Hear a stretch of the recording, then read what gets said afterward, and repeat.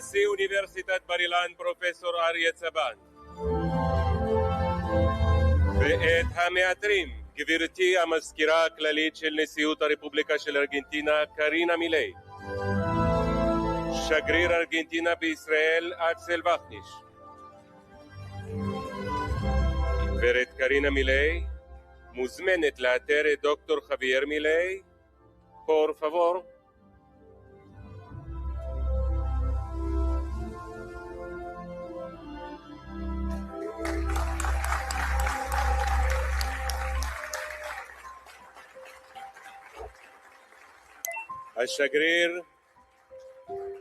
כבוד השגריר אקסל וקניש מוזמן להעניק את המדליה של הדוקטור לדוקטור חבייר מילי. I don't ever slow up, no I don't take shit. I got no love for the fakeness. If you wanna play tough and wanna hate this, I'll always show up.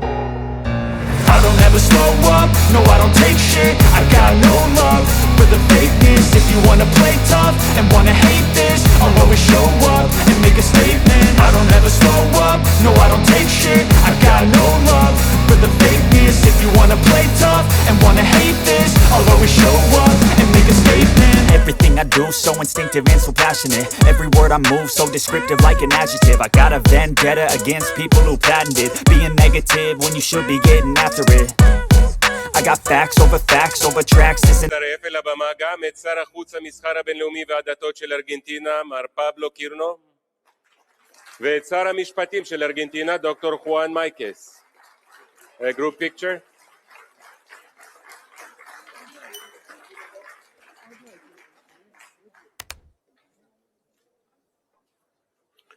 דוקטור מילי, היית מן המנהיגים היחידים בעולם שהגיעו לעוטף עזה, למקום שבו התחולל האסון הגדול ביותר של העם היהודי מאז השואה, היכן שכל כך הרבה מבני עמנו נטבחו ונחטפו, ביניהם גם בנות ובני ארצך. תודה רבה על כל פועלך לטובת השבתם של החטופים לישראל.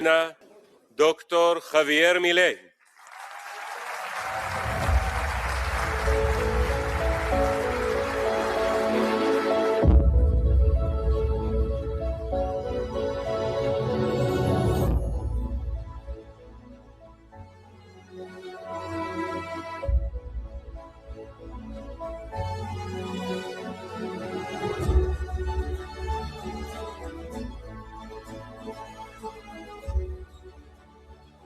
Presidente de la Universidad Bar Ilan, profesor Aries Sarván, autoridades, miembros del profesorado y cuerpo estudiantil.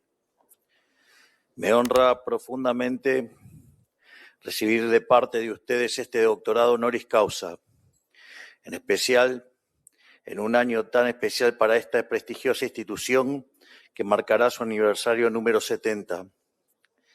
Estoy sumamente agradecido por haber sido considerado para una distinción de este calibre, sumándome a la selecta lista de líderes mundiales que han dejado su marca en la historia moderna.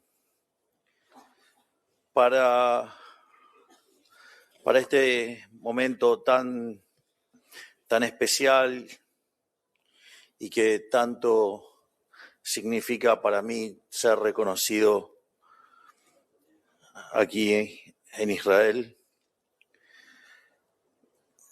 voy a estar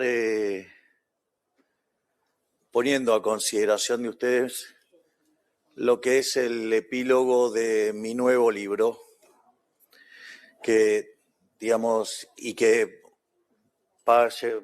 el nombre de esta charla es Capitalismo, la divina maquinaria del paraíso.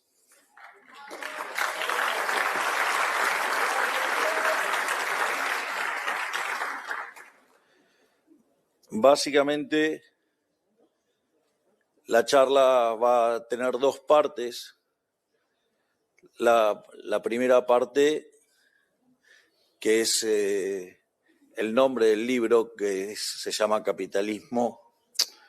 La moral como política de Estado, donde voy a estar dando los elementos de cómo construir políticas de Estado en función y en base a los valores éticos y morales, Pero a diferencia de los otros casos y en las otras charlas que he dado, en este voy a dar las bases de por qué considero que abrazar los valores judeos cristianos conducen a la prosperidad.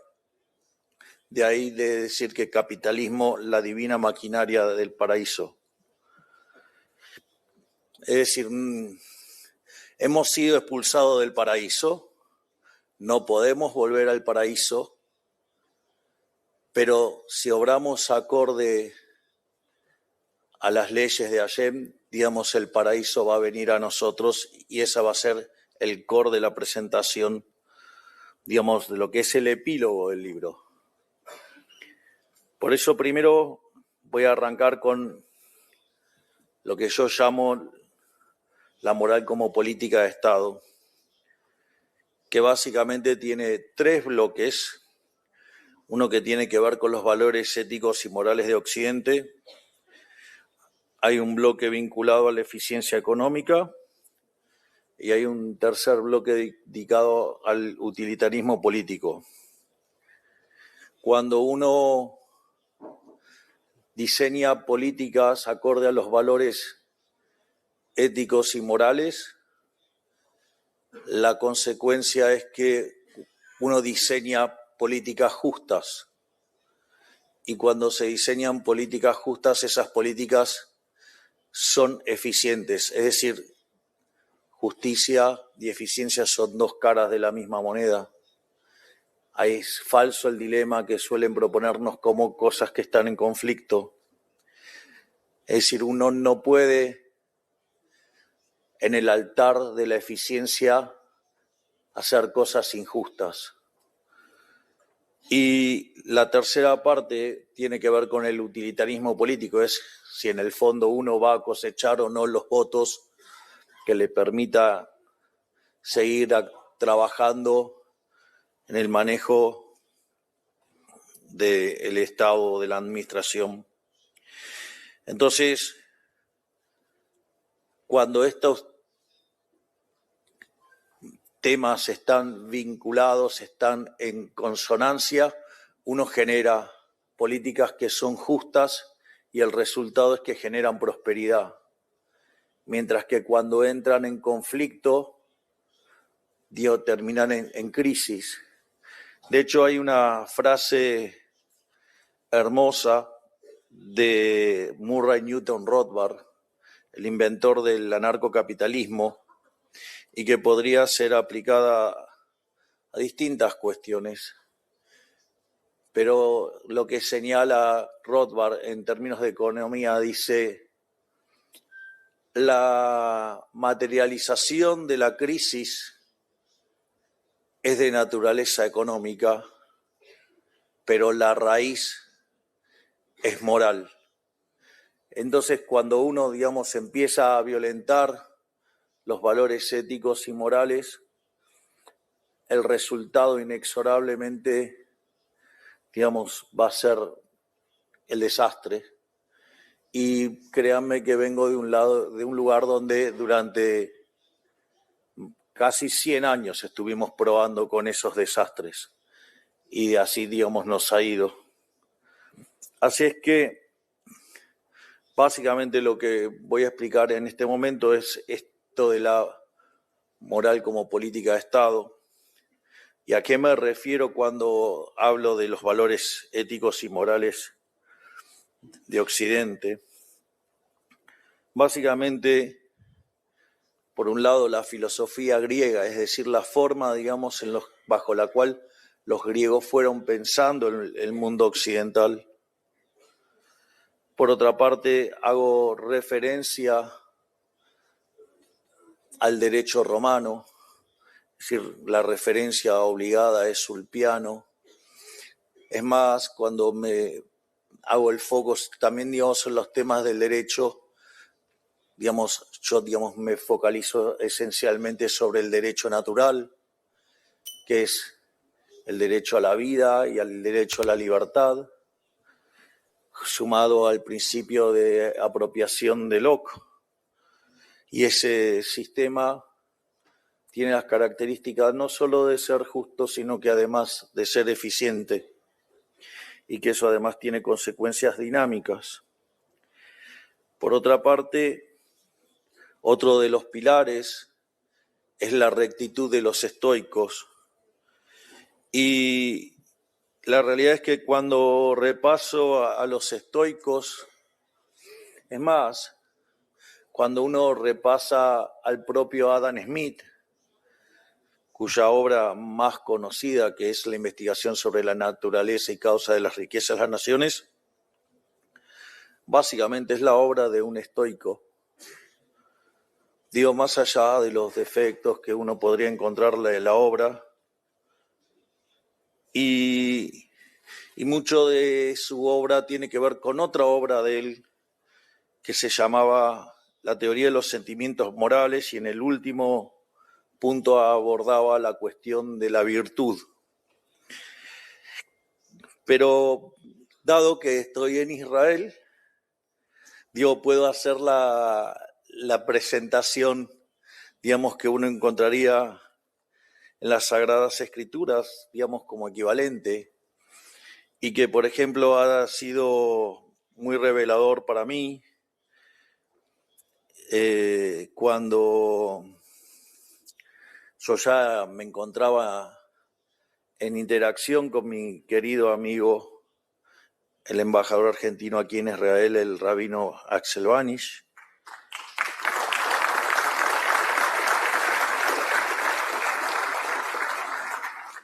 Entonces estábamos a la puerta de un nuevo año, un nuevo judío, y entonces Axel me propuso que cuando fuera el momento que se entraba en Año Nuevo, pidiera 3 deseos.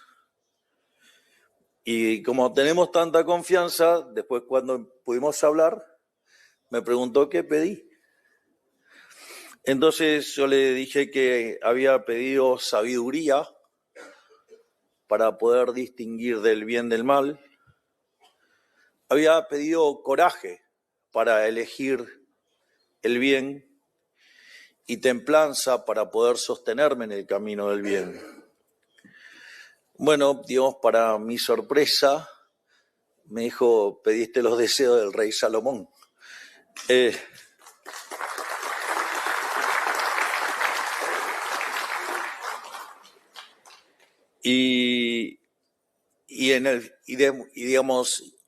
Y obviamente después, como fui aprendiendo más, sumé el tema de justicia.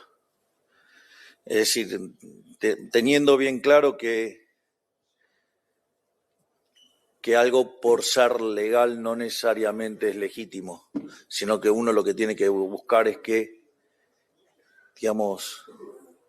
el derecho natural y el derecho positivo estén en consonancia, de modo tal que la ley sea justa. Cuando no hay consonancia, algo por más legítimo, por más legal que sea, eso no lo hace legítimo. Y no hace falta que le cuente tantas cosas que han sido sancionadas como leyes y eran profundamente ilegítimas, profundamente injustas, y que no eran más ni menos que para darle una pátina de falsa conciencia a gente que quería hacer atrocidades. Y no es casualidad, que son las mismas virtudes que presentan los estoicos, y básicamente es muy similar al entramado que hace Adam Smith, solo que aúna el coraje y la templanza en algo que sería como el autocontrol, el self-command, y así combina ellas, en esa combinación llega a 3 y le permite sumar la beneficencia, pero la beneficencia hecha con los propios recursos, no con los ajenos. Con lo cual, básicamente, A eso es lo que me refiero cuando hablo con la rectitud de los estoicos. Y básicamente, cuando hago referencia a los valores judeocristianos, que es la parte, digamos, que después voy a estar desarrollando en lo que es el epílogo, básicamente hago referencia a los 10 mandamientos, digamos, a los pecados capitales y al no hacer. Digo que, digamos, entiendo que acá me comprenden mejor qué es lo que quiero decir cuando hablo del no hacer.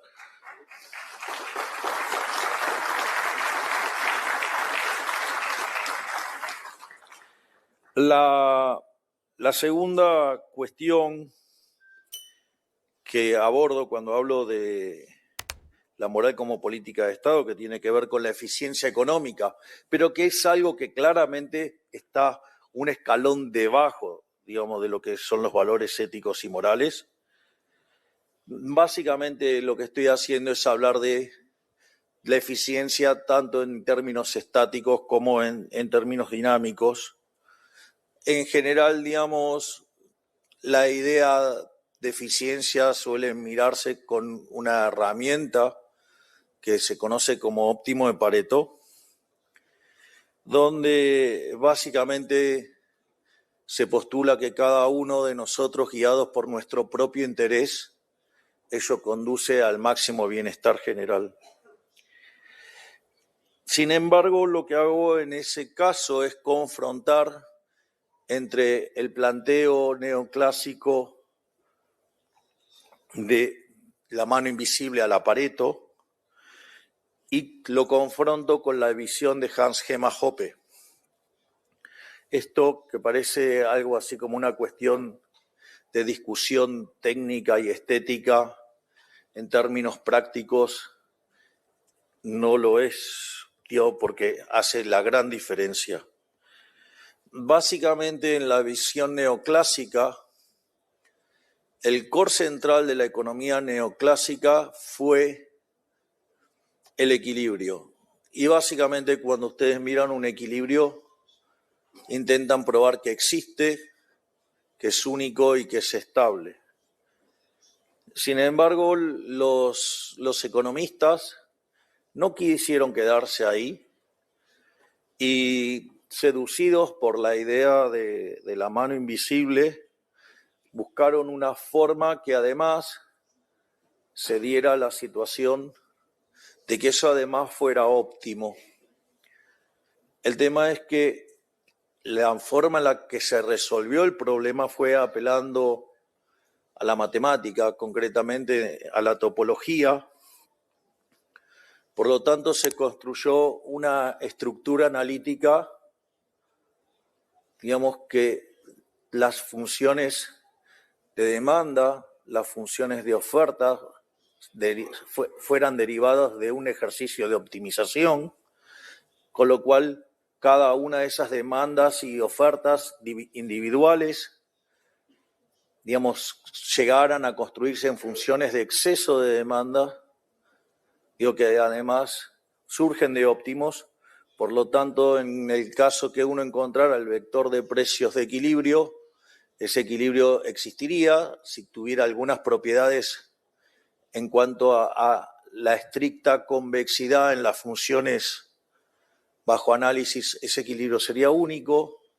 Si los efectos directos dominaran los efectos cruzados, lo cual es bastante razonable, además el equilibrio sería estable, pero en este caso además sería óptimo. El problema es que eso nos deja sujetos a una estructura matemática muy rígida, y el problema es qué sucede cuando el modelo no mapea con la realidad. Bueno, desde mi punto de vista, los economistas tomamos una posición muy arrogante, y que cuando el modelo no mapea con la realidad, se nos ocurrió llamar eso fallo de mercado. Digo, quizás en términos académicos uno lo puede aceptar, Digo, igual quién es el dueño del dedo para decir cómo debería ser ese mundo, ¿no? Pero más allá de eso, el eje central es, a mí como economista profesional, en mi otra vida, por decirlo de alguna manera, porque ahora me dedico a otro negocio.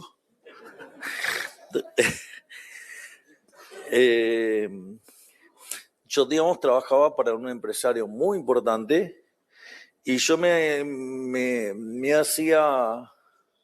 Ustedes saben que los empresarios son hombres de hacer, no son mucho de las palabras, son hombres de hacer. Entonces ustedes imagínense que yo iba con algún trabajo y le dijera, no, bueno, el modelo dice. Bueno, el modelo dice, pero si me hace perder plata a mí no me sirve nada. O sea, el destino era bastante lineal y rápido. Con lo cual, porque es como que si ustedes tienen el modelo y la realidad no mapea el modelo, es decir, que está mal la realidad, lo cual es un disparate. Ustedes tendrían que cambiar el modelo, no, digamos, o sea, torturar a la realidad. Entonces,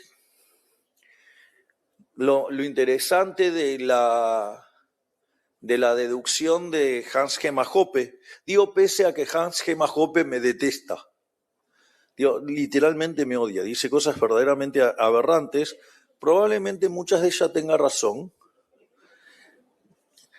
y hace una demostración que verdaderamente es maravillosa. Hace la demostración de la eficiencia utilizando la lógica. Es decir, el planteo de Hans Hermann Hoppe es un planteo filosófico y lo resuelve vía la lógica. Y cuando ustedes comprenden que sumar el principio de no agresión más los derechos naturales más el principio de apropiación originaria de Locke, ustedes con esos postulados derivan que el sistema es eficiente. Y a nadie se le ocurriría estar hablando de fallo de mercado si hay intercambios que son voluntarios. Por lo tanto, la demostración que hace Hoppe es muy superior porque justamente no queda restringido a una estructura matemática, que entonces cuando no mapea la estructura... A ver, para ponerlo fácil, porque si no parece que estoy hablando todo muy abstracto. Vamos al caso del monopolio. ¿Sí?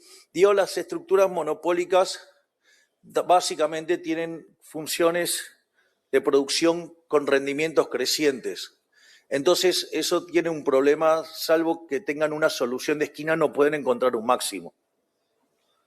Entonces, eso tienen un problema para cómo eso después lo traducen a una función de oferta, que entonces no es un máximo, salvo que esté en el borde, y si está en el borde, digamos, tendrían una sola empresa en toda la economía, lo cual es bastante ridículo. ¿Cómo lo llaman los economistas este problema? Lo llaman no convexidad, es decir, porque el conjunto de producción no es convexo.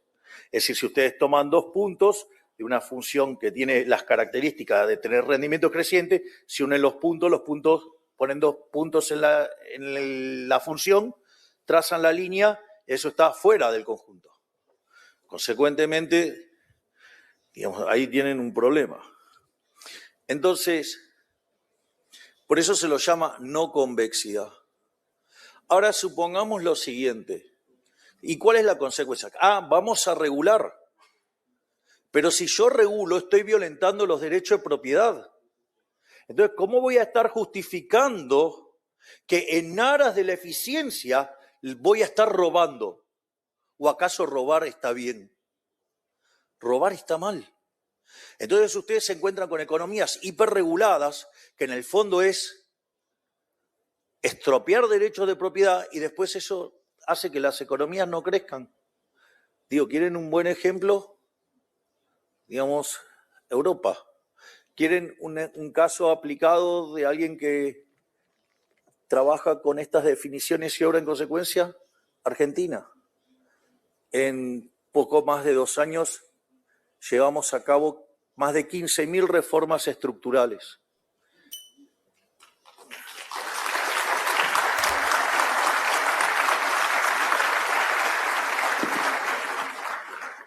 De hecho, el ministerio que comanda el doctor Federico Sturzenegger se llama Ministerio de Regulación, pero puertas adentro lo llamamos el Ministerio de los Rendimientos Crecientes. Y que básicamente desregular implica devolver derechos de propiedad y eso permite liberar rendimientos crecientes y eso genera crecimiento, porque facilita la división del trabajo. Bueno, eso, digamos, tiene obviamente esa estructura matemática, entonces lo comparan contra un óptimo y entonces lo empiezan a regular y eso es lo que genera el daño y termina matando el crecimiento. Sin embargo, la estructura que desarrolla Hoppe, al ser una estructura lógica, no está atada a esa estructura topológica, entonces ustedes no violentan el derecho de propiedad y se genera prosperidad.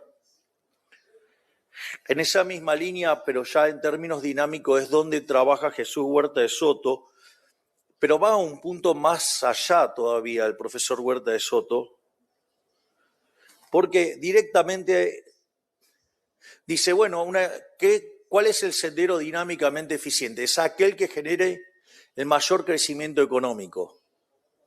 Pero la idea es que eficiencia y justicia son dos valores de la misma, o sea, son dos caras de la misma moneda. Es decir, ustedes no pueden pretender, digamos, que algo sea eficiente e injusto. No puede ser. O sea, ¿cómo va a ser eficiente algo que sea injusto, que ustedes estén perjudicando a alguien? Por lo tanto, cuando ustedes algo es justo, digamos, inexorablemente va a ser eficiente. Y eso no pasa por cualquier lado. O sea, lo que hace es dejar de lado el relativismo moral. Es decir, hay cosas que están bien y hay cosas que están mal. Y ahí no hay lugar a discusión. Es decir, con determinadas culturas no vamos a poder convivir, porque si nosotros respetamos el derecho a la vida, no podemos convivir con quienes nos quieren matar.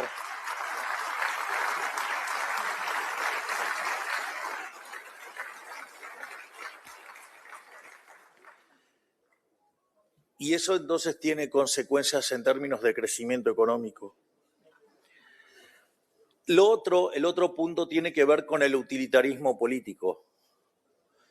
Muchas veces los políticos, en general todos, salvo raras excepciones,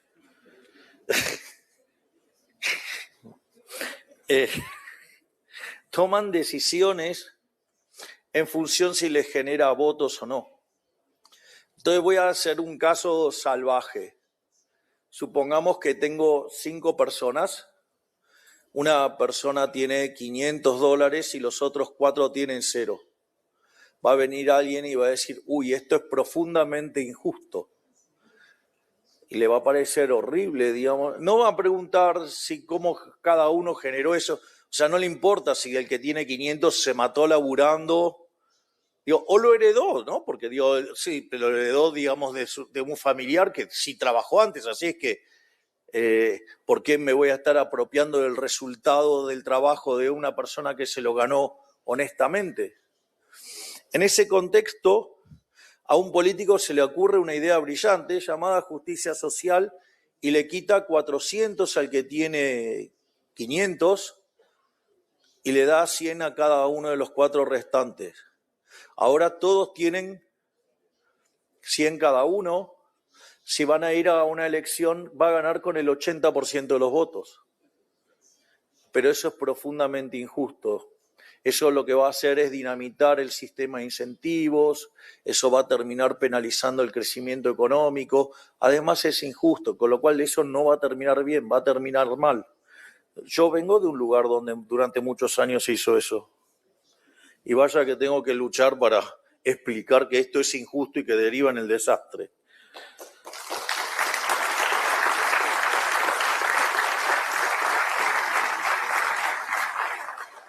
Entonces, dada esta introducción, yo les quiero compartir con ustedes, porque esta es la primera vez que lo voy a hacer en público, esta lectura que es Capitalismo, la divina maquinaria del paraíso, donde es el epílogo de mi nuevo libro y se los quiero leer tal cual lo escribí, porque, digamos, refleja además un cúmulo de sensaciones que yo tengo. El eje central es muy simple. Uno podría entender les hago el resumen, después lo leo como corresponde. No, claro, para así saben por dónde voy, así no los estoy, digamos, es más fácil seguirlo. Uno podría entender, digamos, el paraíso como la situación de la abundancia. Y por oposición, el infierno sería básicamente la miseria, la escasez, la violencia, el tiempo como una carga agobiante. Entonces, lo interesante es que cuando nosotros definimos liberalismo acorde como lo hace nuestro máximo exponente de las ideas de la libertad, que es en Argentina, que es el profesor Alberto Venegas Lynch hijo, dice: el liberalismo es el respeto irrestricto del proyecto de vida del prójimo, basado en el principio de no agresión y en defensa del derecho a la vida, a la libertad y a la propiedad. Y ese sistema, digamos, es justo y es eficiente. Y ese sistema ha probado ser el único sistema que genera prosperidad. Por lo tanto, lo que yo voy a mostrar es que esos valores subyacentes que están detrás de ese modelo están alineados con los valores judeocristianos. En definitiva, si uno se abraza al cumplimiento de la ley de Dios, se genera prosperidad. No vamos a poder traer, no vamos a poder volver al paraíso porque hemos sido expulsados del paraíso. Pero sí, como decía el Rebbe, que lo que podemos hacer es traer el paraíso. Es decir, con lo cual, lo que vamos a probar es que el capitalismo es una máquina divina para generar prosperidad y para estar más cerca del paraíso. Y por defecto, todos los valores que son los del socialismo, que es la envidia, que es el odio, que es el resentimiento, que es el trato desigual frente a la ley y hasta la vulneración de la vida misma, conduce a la miseria. Fíjense que cuando yo planteo el caso de la justicia social recién, todo eso se genera ¿por qué? Porque hay 4 tipos que le tienen envidia al que tiene 500. Entonces, y fíjense que implica tratarlos desigualmente frente a la ley, porque le quitaron a uno para dar a otro. Y eso violenta el sistema de incentivos y eso lleva a la miseria. Es más, lleva a que además los seres humanos se lleven mal. No pueden convivir en paz. Así es que ese vendría a ser el eje central del argumento. Y entonces ahora sí, como ya saben por dónde voy a estar yendo, veo por ahí una camiseta de Boca. Ganamos.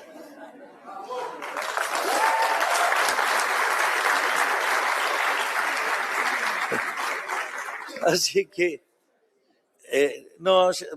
tengo un ministro que de River se está quejando. A veces toca. Entonces, ahora básicamente lo que voy a hacer es leerle tal cual, fue cómo quedó el epílogo y lo tienen ustedes en exclusiva. Es la primera vez que lo voy a hacer en público. Hay libros que se escriben para informar. Hay libros que se escriben para convencer. Y hay libros que se escriben porque no escribirlos sería una traición. Este es uno de esos. No lo elegí, me eligió. Y llegado al final, cuando la arquitectura argumental ya cumplió su función y la voz académica ya dijo todo lo que tenía que decir, me queda una sola cosa por hacer: testimoniar. Porque si hay algo que aprendí es que detrás de cada sistema económico hay una moral primera.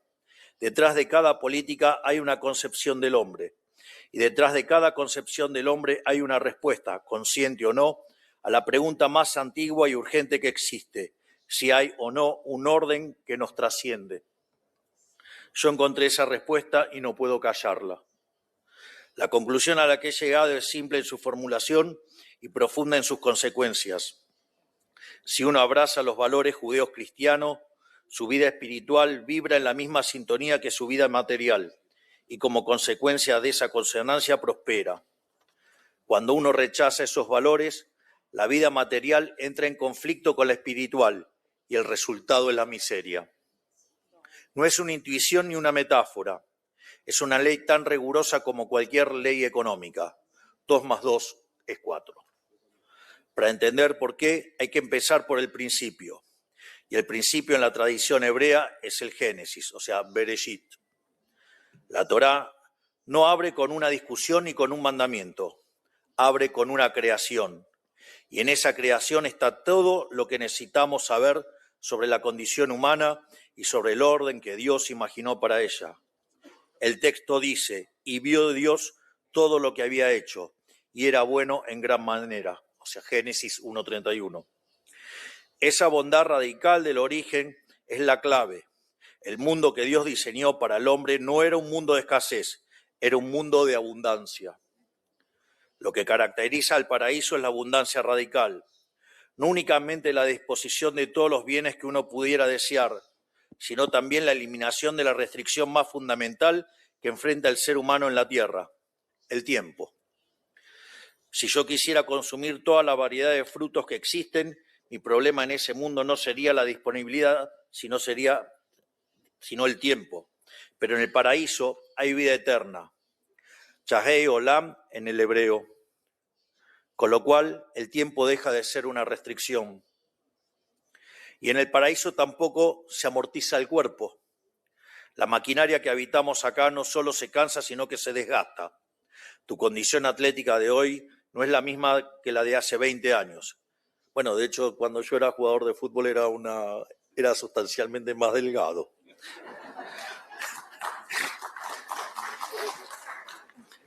Es decir, que en el paraíso esa degradación no existe. Por oposición, el infierno puede definirse como la miseria radicalizada, la miseria extrema, no solo la ausencia de bienes, sino la presencia del tiempo como peso, como tormento, como un día a día que aplasta sin horizonte. La tradición judía habla del Gehinom, no solo como castigo, sino como consecuencia, el resultado natural de haberse apartado del orden divino. Acá es donde la reflexión se vuelve más profunda y más incisiva, porque antes de que existiera el Estado, antes de que existiera el mercado, antes de que existiera cualquier sistema que el hombre haya construido, existía el trabajo. Y el trabajo no nació de la transgresión, nació del diseño. La Torá lo dice sin ambigüedad: y tomó el eterno Dios al hombre y lo puso en el huerto del Edén para que lo labrara y lo guardara. Génesis 2:15. Eso es anterior a la caída, anterior a la transgresión, anterior a la escasez. El hombre trabajaba en el paraíso con lo que podíamos llamar dotación divina, una capacidad cognitiva infinita, directamente provista por el Creador, que no tenía límite ni declive. Tenía que ponerle nombre a todas las criaturas vivientes, lo que implicaba un dominio total del lenguaje, la biología, la anatomía, la geología, la taxonomía. No lo aprendió, lo sabía, porque el uno se lo había dado. Hoy, con toda la inteligencia artificial disponible, con todos los modelos de lenguaje y sistema de cómputo que la humanidad ha construido, no hay ninguno que se aproximara siquiera a la capacidad cerebral que tenía el hombre antes de la caída. El almacenamiento, el procesamiento, la comprensión que operaba en Adán era incomparablemente superior a cualquier inteligencia artificial actual y a todas juntas.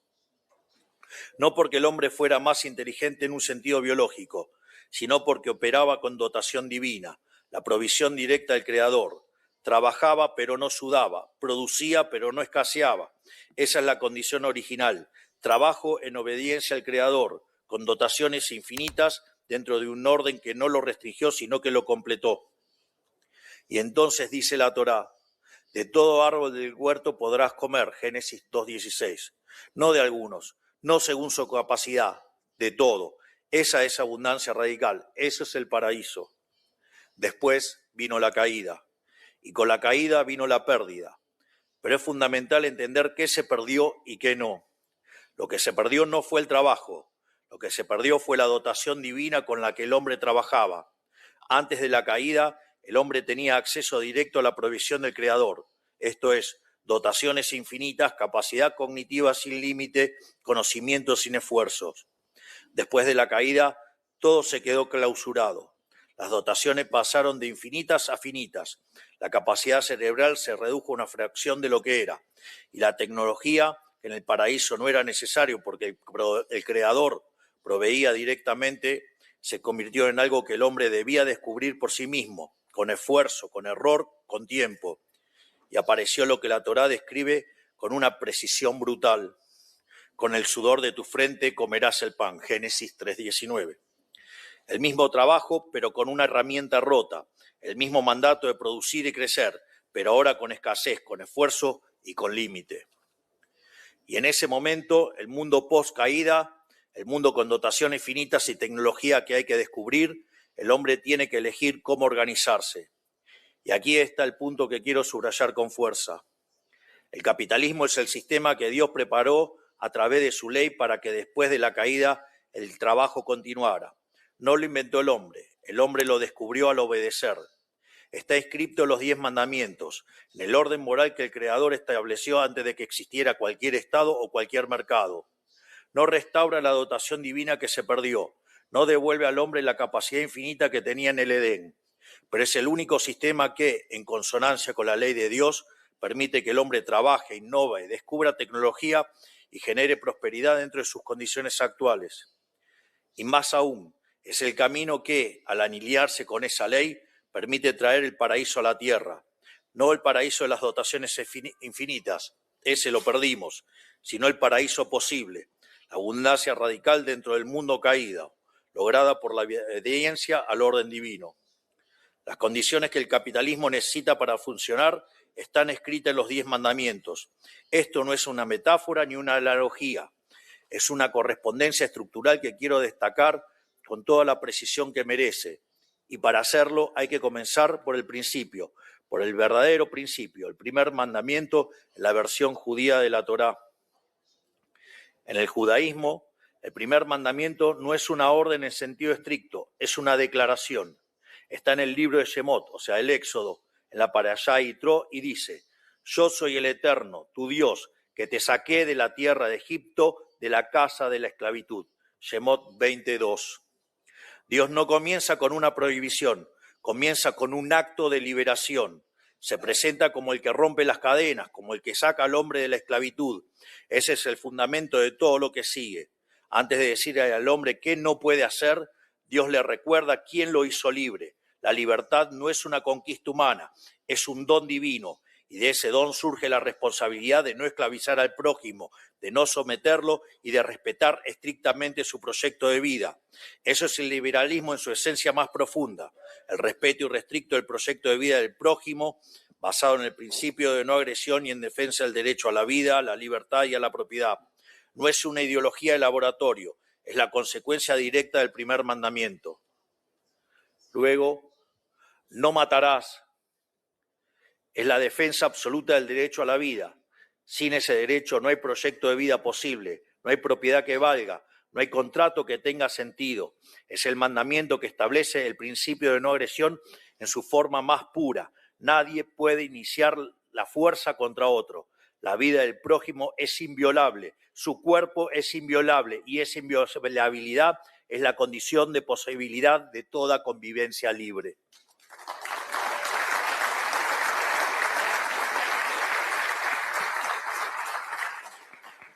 También tenemos el mandamiento que dice: no robarás. Sin propiedad privada no hay mercado.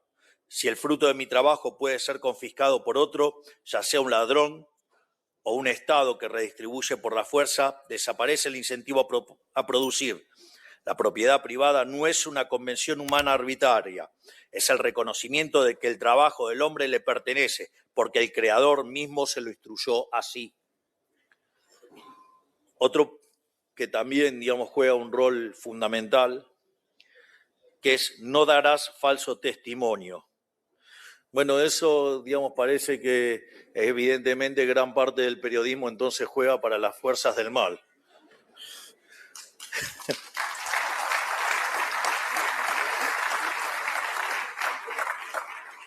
El otro día en la charla que tenía con mi queridísimo amigo Vivi, hablábamos de cómo, tenemos que vivir y soportar las mentiras, las calumnias, injurias del periodismo de una manera violenta. Y una de las cosas que a uno lo pone mal es que cuando estaba del otro lado de la Matrix, en realidad les creía. Y el problema es que cuando uno está acá se da cuenta de todas las aberraciones que causan.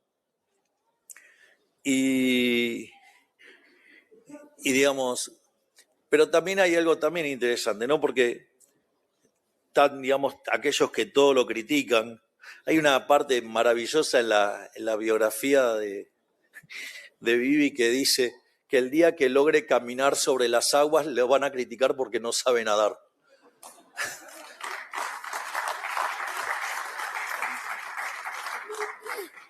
También otro caso que a mí me suele inspirar muchísimo es el caso de Moshe. Ya habiéndose cruzado el Mar Rojo, ya estando en camino a la tierra prometida, cuando Moshe se levantaba temprano, lo criticaban diciendo que se había peleado con Séfora. Cuando se levantaba tarde, lo criticaban porque básicamente estaba haraganeando. Y si se levantaba en punto, lo criticaban porque decían que no tenía nada que hacer. Es decir, no importa lo que hiciera, lo iban a criticar. Y para ponerlo en un caso más cercano, días atrás vi el especial de Elvis Presley, que es Epic, Elvis Presley in Concert, y arranca cuando Elvis era joven y las cosas que decían, que no sabía cantar, que no traía talento. Bueno, le dicen unas cosas bastante fuertes. Por lo tanto, también quiero dejar un mensaje acá. La verdad es que lo van a criticar siempre. Siempre van a ser criticados. Siempre, el poder es inexorablemente una pirámide. Todos aspiran a estar en la parte más alta de la pirámide y las personas tratan de escalar, algunas con herramientas legítimas y otros con herramientas ilegítimas, y todo es como una crítica. Y entonces los de abajo critican a todos, el escalón que les sigue, ya no se fijan los de abajo, pasan a los demás arriba, pero hay una característica del que le toca estar arriba de la pirámide. Lo critican todos.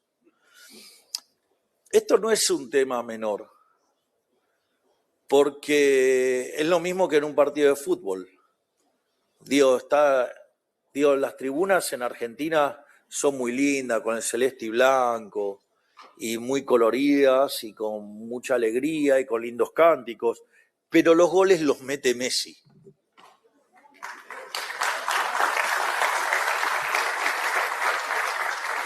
Entonces la recomendación es que si a alguno le interesa meterse en este juego de ir a pelearse con el de los cuernos cara a cara, tienen que saber que los van a criticar. Pero lo más interesante es que el que está gobernando, el que está administrando, ¿sí?, es el que está escribiendo la historia. Nunca pasó a la historia a un crítico. O sea, la historia la escriben los tipos que hacen, no los que critican.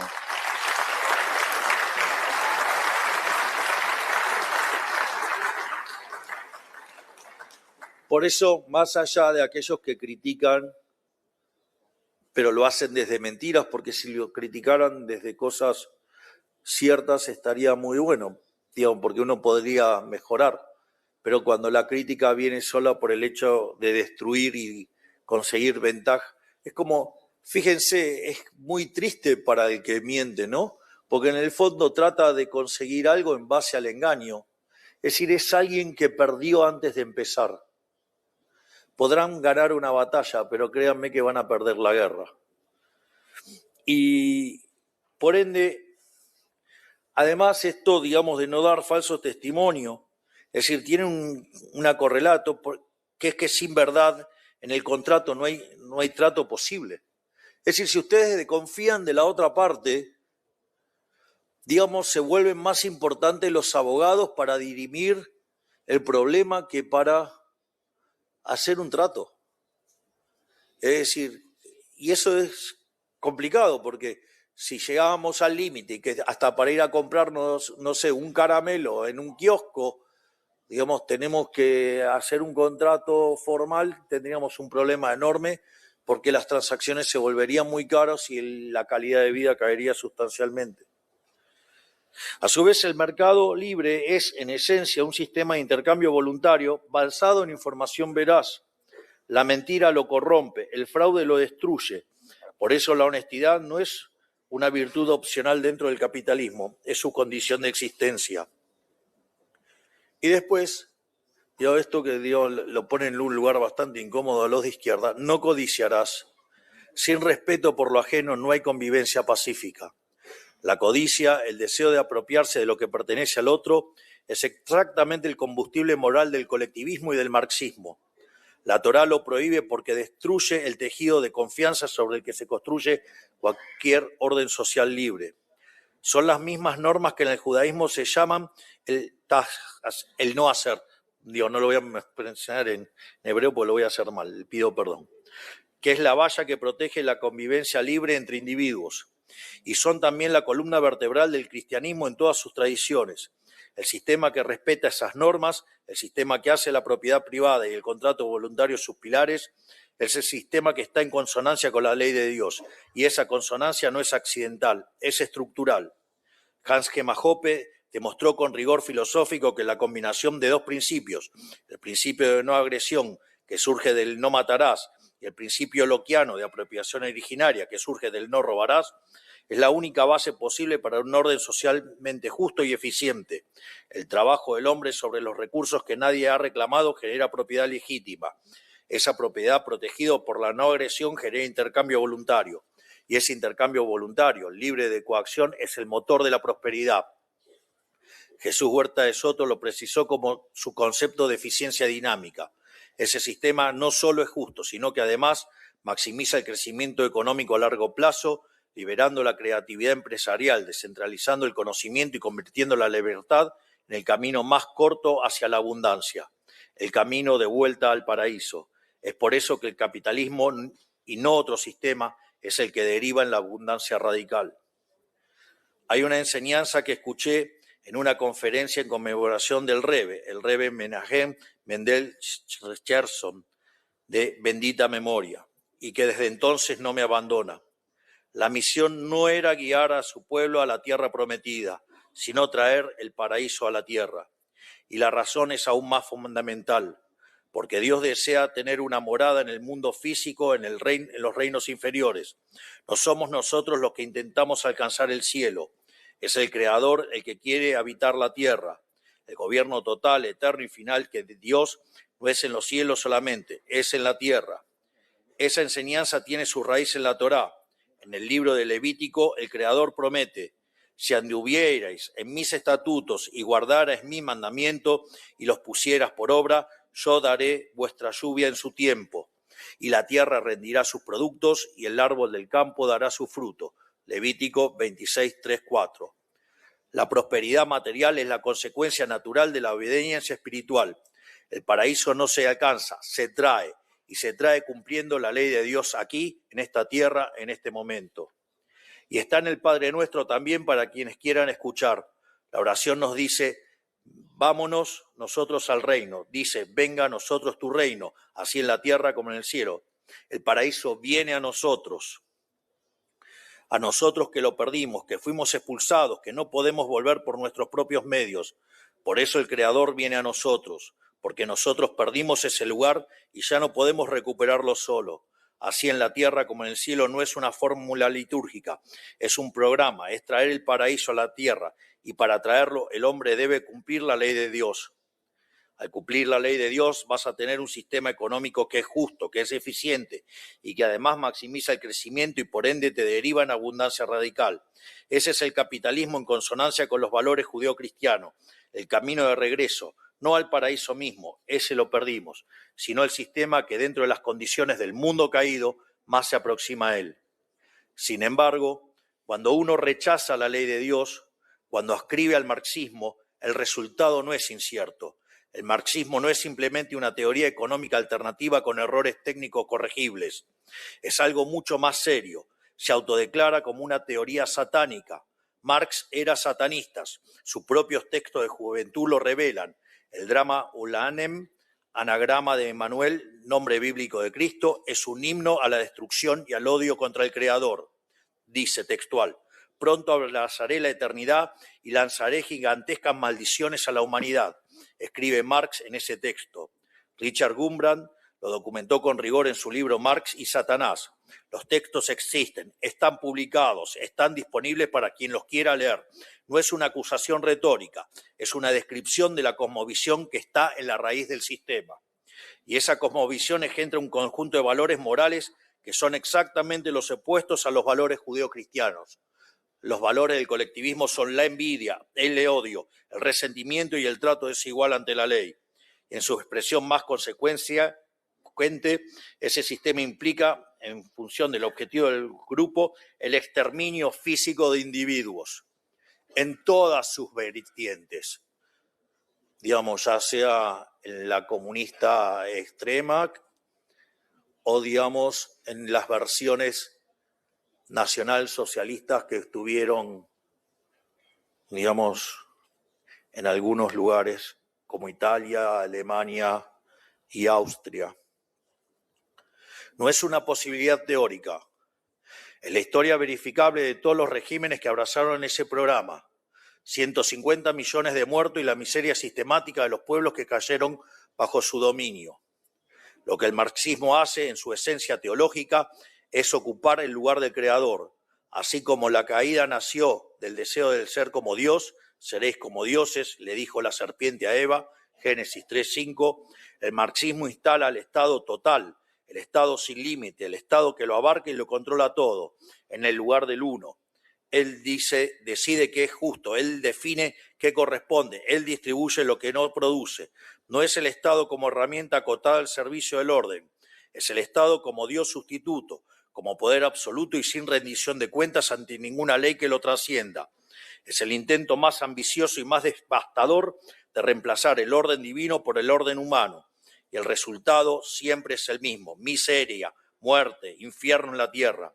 Mientras que el programa de Dios trae abundancia y armonía espiritual y material, el programa marxista es un programa satánico que en lugar de traerte al paraíso te trae al infierno. Ese es el programa opuesto al programa de Dios. La elección no es política, es moral.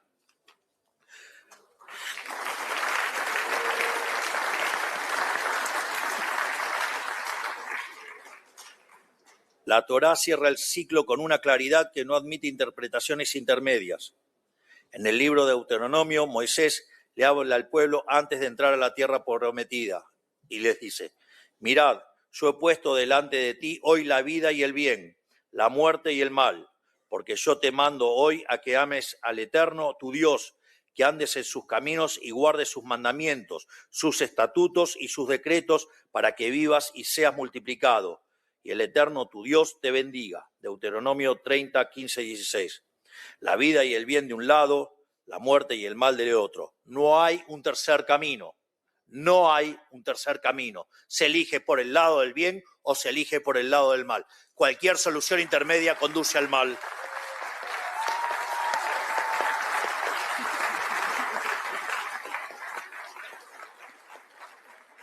Eso es lo que este libro que escribí intenta transmitir en el lenguaje de la filosofía y la economía, pero con una convicción que viene de más arriba, que hay un orden moral en el universo, que ese orden tiene consecuencias materiales concretas y que el hombre libre que honra la ley de Dios está construyendo ladrillo a ladrillo, sudor a sudor, el único paraíso que nos está permitido edificar en esta vida.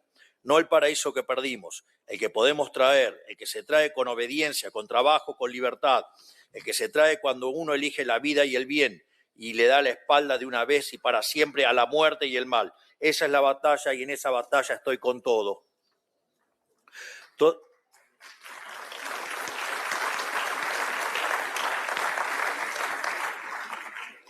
Todo esto vale para el hombre individual, pero la Torá no se detiene ahí, va más lejos.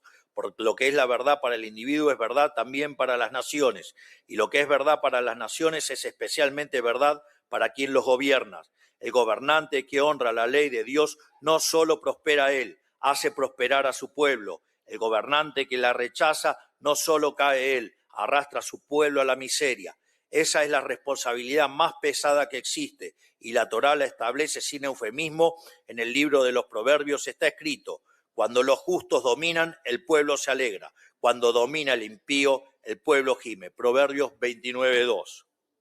Y en el Deuteronomio, Moisés le dice al pueblo antes de entrar a la tierra prometida: poned rey sobre ti, que no aparte su corazón de los mandamientos, para que prolongue los días en su reino, él y sus hijos en medio de Israel. Deuteronomio 17, 15, 20. El rey que obedece la ley perdura, el pueblo que obedece la ley prospera. La nación que honra el orden divino recibe la bendición de ese orden, y la que lo rechaza recibe su consecuencia, no como castigo arbitrario, como resultado lógico inevitable, inscripto en la naturaleza misma de las cosas desde el principio de los tiempos. Yo, afortunadamente, lo pude entender y es por eso que gobierno del modo que gobierno.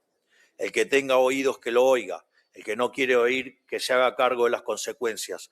Que Dios bendiga a los argentinos, que Dios bendiga a Israel, que la fuerza del cielo los acompañen y ¡viva la libertad, carajo! Muchas gracias a todos. אני מודה לאדוני נשיא הרפובליקה של ארגנטינה, דוקטור חבייר מילי, ולכולכם תודה רבה. Muchas gracias. הקהל מתבקש לשבת עד שכבוד הנשיא יעזוב את האולם. נא לשבת. Pero tras la frontera está su hogar.